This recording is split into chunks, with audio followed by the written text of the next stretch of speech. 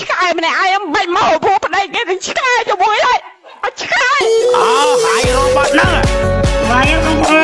ន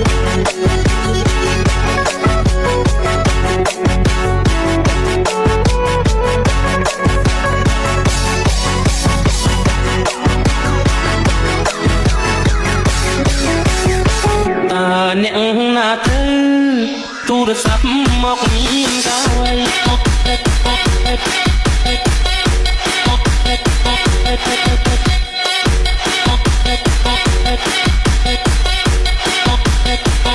ទូរស័ព្ទមកប្រើ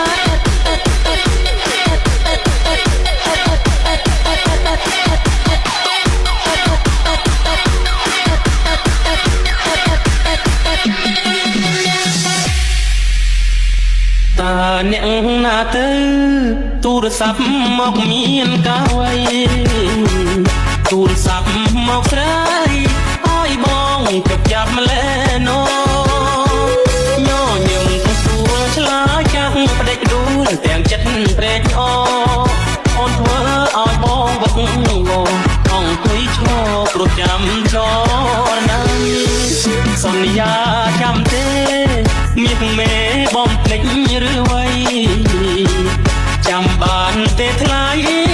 នាងថាមិនមុសាដងដៃ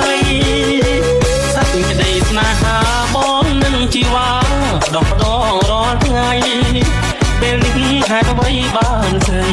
អំភ្លេចសំដីស្អប់បងទៅវិញសូមលេងទូរស័ព្ទ